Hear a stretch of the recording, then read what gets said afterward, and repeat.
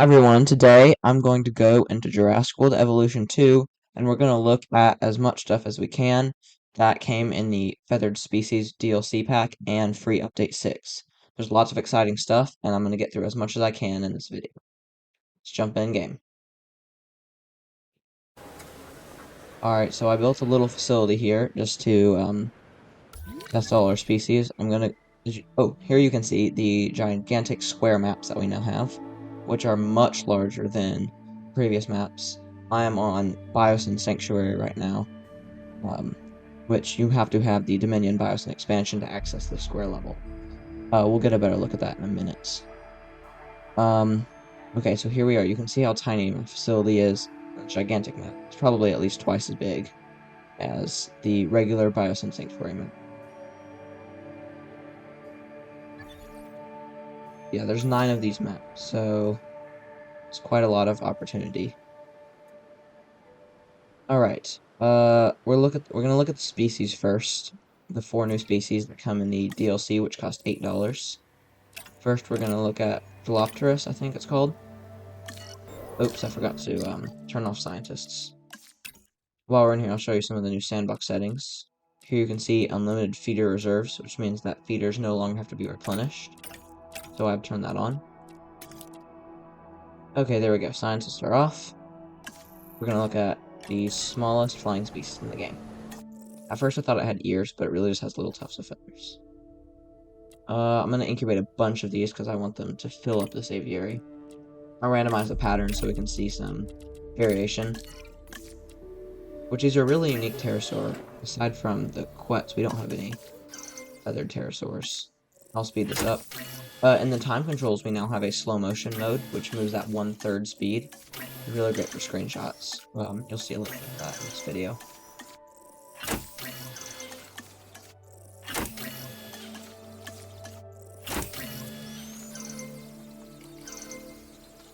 Let's watch this release animation.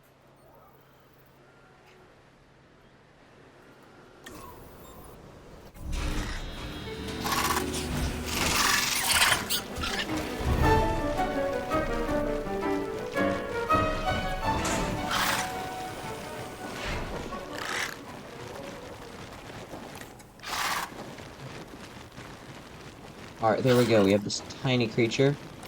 Has 71 rating. Really nice skin. It looks like a butterfly mixed with a bat. You'll see here, I'll zoom in, and you can see what I thought were ears. They're little tufts of feathers. This is one of the few pterosaurs that we're sure is feathered. There's slow motion mode for you. This pterosaur had a lot of maneuverability. A long distance flyer, so probably lived in dense forest. Here I've put it in a bit of a desert, which I guess that doesn't really make sense. But here you can see some of the patterns. I do think they're probably maybe half the size of the multi-expansion feathered Dimorphodon, which is a smaller variant of the Dimorphodon, which also has some feathers on it. So, no, we have 3 pterosaurs with feathers. In a minute, I'll show you a comparison of this next to the Quetz, the largest pterosaur in the game. And, oh yeah, I'm gonna turn off feeders because I want to see them eat from the insect feeders, which it's interesting that they're the only species in the game that can eat from this new feeder.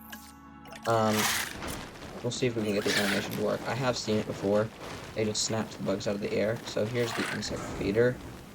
I'll hop into capture mode so you can get a little bit of a better look at it.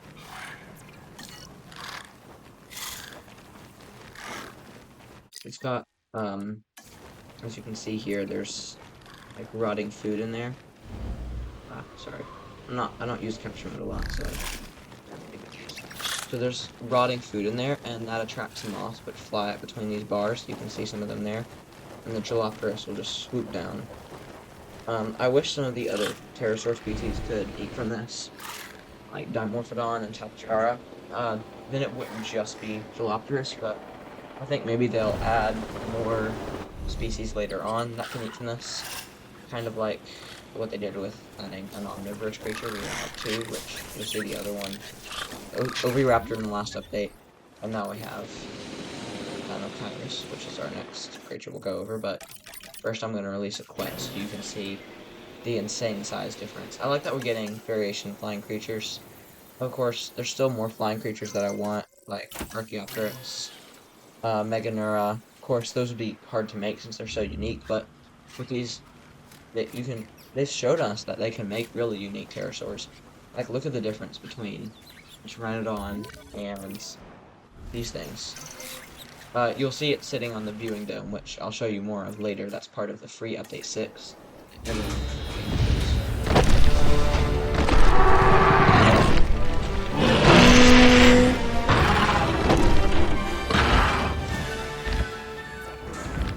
might be bigger than it's supposed to be. See it.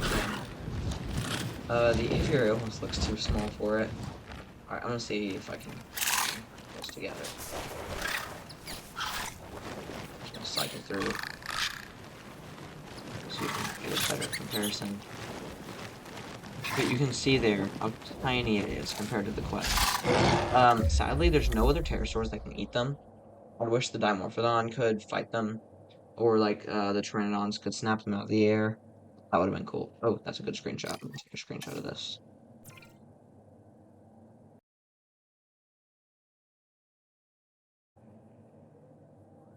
Alright, we'll see if that's on the thumbnail. Okay, so there you can see the viewing dome. I think we'll go and see the next creature. Is this recording? Alright, sorry, I thought it stopped recording. But anyway, we now have quite a lot of creatures in the game. If you have all the DLCs, we now have 106 species, including marine reptiles and flying reptiles. Alright, let's hatch some Dinocactus, which is a really fan-favorite dinosaur. It's an omnivore, so it can eat both from the fish feeders, and it can eat plants, although it prefers to eat plants. It looks really cool in game. It's gigantic. It has better combat stats than Carnotaurus, and it's as powerful as the Allosaurus or the Therizinosaurus in this game. Which is interesting because it looks really slow, but its feathers look really cool. Alright, let's see it.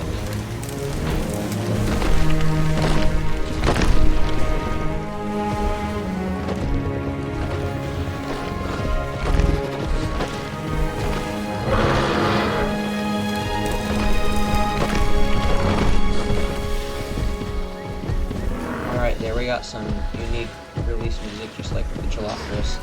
I don't know if they do that for all DLC creatures or not. But it feels like they really put more work into the DLC creatures than the non-DLC creatures. I don't know, maybe not, but I think maybe they have more time to work on these.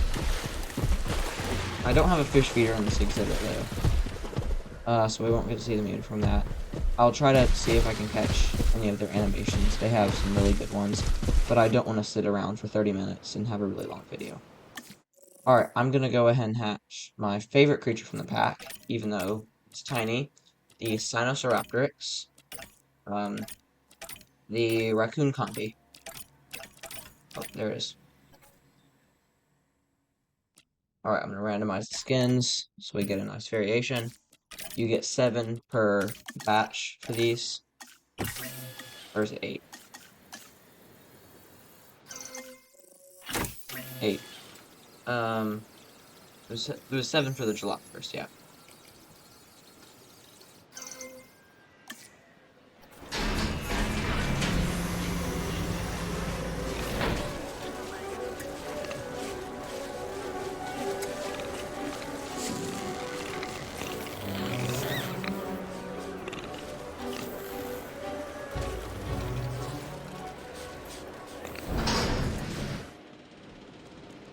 Alright, there they are, the little raccoon creatures. I'm gonna put a goat feeder in here so we can see them hunt. It's really funny. They're really bad at hunting. They have a hard time bringing down the goat. And guests can actually kill them, which is interesting. If more than just a couple of them attack a guest, the guest could be victorious. We'll take a closer look at the Sinosauropteryx in a minute. I'm gonna go ahead and hatch some Yutyrannus. Randomize skins. these things have really great feathering. They're the largest confirmed feathered theropod, but it's... No, not theropod, because we have Iris. Carnivore, but it's possible there were larger ones.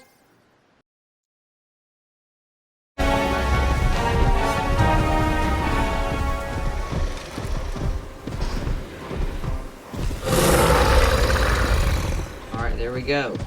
These look incredible. They have such variation in skins, and patterning really well done. There's actually, I think there's quite a few species very similar to Eutyrannus that live in similar environments. Here's our Sinosauropteryx. Oh, I just missed the social animation. I like how the little raccoon tails stick up, which we do know from fossil evidence that they had those tails and they were that color, because we found preservation of that. So, let's see. Oh yes, the new zipline variants. For people who play on console, well, old-gen console, that's Xbox One and PS4, you used to only just have the zipline if you used the Jurassic World era buildings. Now we have them in both the Jurassic World and also the Jurassic Park and DFW eras. Here's the DFW zipline proof. Sadly, there's still none for the DLC building sets, which I'm not surprised they did that, because that would be unfair to give people with the DLC more advantage from the free updates. Alright, here's our remote viewing galleries. I'm going to try to speed through this. You can see the underground connection. It's somewhat similar to the Hyperloop, except there's only one connection, so you cannot connect it from all angles. And here's our log viewing gallery.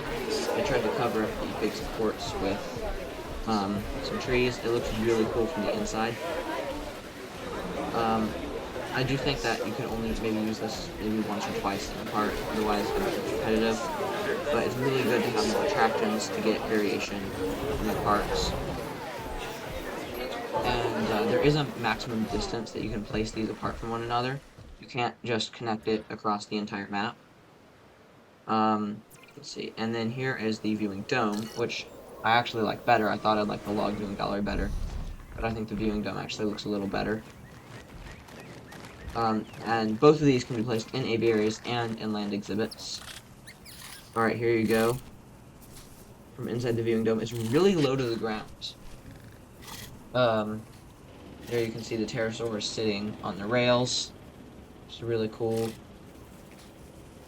This is probably one of my favorite attractions in the game. I like this better than the zipline or the log viewing gallery. I'm definitely going to use those a lot in my parks. Here you can see another angle of just how big the map is. One more thing I want to show you, for people who remember when we thought this DLC was coming out, we saw the trash bins in the picture, and we were wondering where they came from. That's because they have changed the supply piles from the DFW and Jurassic World building sets. You can see they're entirely different pictures, and one of them has been replaced with trash cans, and the other one is a different configuration of supply piles. This isn't the type of trash can we were hoping for. It doesn't look very decorative in the parks, but I will use it a lot. Maybe a little bit off the main path, but it's definitely going to be good to have just for guests. And if you have mods, you could just use the main part of the trash bins and hide the other part inside of the building. Oh, what's he hunting? Is he chasing the goat? No? Combat found so he's not attacking the Nanopyrus. I don't know. Oh, there the Sinosauropteryx are attacking the goats. You can see them. From there. I'll go in first person view. Oh, you see that? The Sinosauropteryx has reached low health. So the goats can do damage to this. Oh, Eutyrannus gonna get him? Whoa. Oh, brutal. Swallows him whole. So I'll show you a couple more things in here. I'll walk around this exhibit. Tomorrow I'm going to make the first video in a series of build tips that I'm gonna do. And then next week I will release the first episode, maybe the second episode as well, of our build series. Here's something else that I really like. It's inside capture mode. You can go to cinematic camera mode, which will take you through all sorts of different angles of your part. It's very customizable. You can change the time from 15 seconds, 9 seconds, 20 seconds. Often it switches. You can control the camera movement or have it be done automatically. I've noticed that in this mode, it will sometimes switch, not switch, repeat the same viewpoints multiple times when it hasn't gone to other viewpoints, which is a little annoying, but this would be really cool to just leave on your TV. I might even make a video, and as you can see, you can still apply filters in here. It'd be cool if I made, I don't know, would you like to see if I went to one of my parks and just did like a live loop of this cinematic mode? That'd be a good way to get a view of the park. But anyways, also, maybe not next week, the week after that, I'm going to start my series of touring some of my save files from my parks. Some of them, my Xbox has a hard time processing, and we're going to try to load into those, see if we can. I tried to do this cinematic camera mode on my save files, and it crashed my game 3 times in a row. I tried it on 3 different save files, and all 3 of them crashed. Sorry we didn't get to see the insect war feeder. There's an angle of it. I didn't get to get a shot of the jaloperos eating from it. There's the map overall. So that's what's coming up on the channel. In just a minute, I'm going to show you, I'm going to load into my main menu and show you inside the sandbox menu the different square levels and expanded levels. You know, in some maps in the middle, it will have a big obstruction.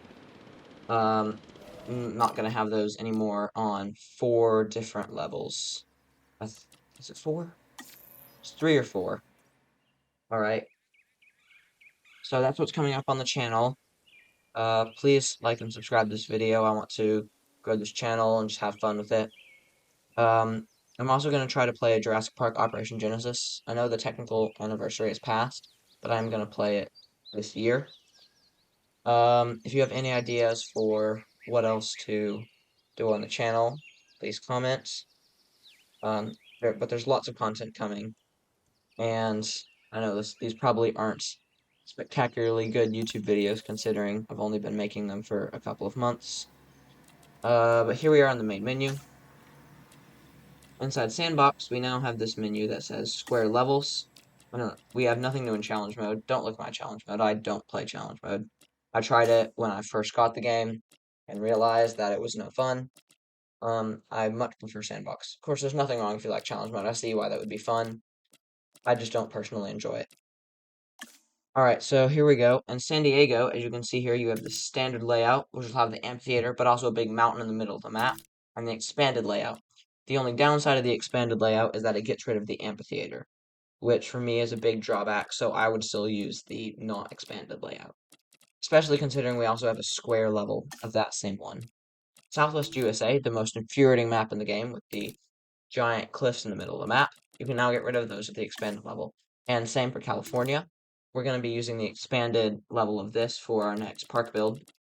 The one that I'm starting next week. And then square levels. You have 7 of these if you don't have any DLCs. 9 if you do have the DLCs.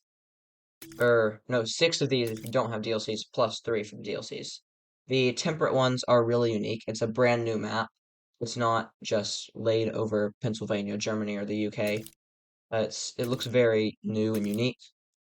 Here I'll slide through them. They're all the same size. That is confirmed.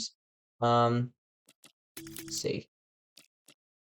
Yeah, there's one for the Malta expansion, and then there's Sierra Nevada and Biosin Valley. And that's about it. Thank you for watching, and that's it. Bye, everybody.